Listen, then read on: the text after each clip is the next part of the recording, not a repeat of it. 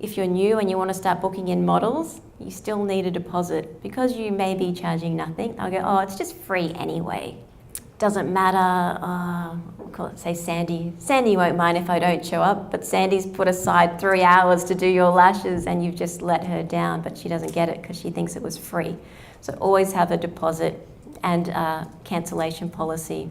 We let our clients know on our website every single confirmation, so their initial appointment confirmation and the 2 reminders will have information on the refill and the cancellation policies.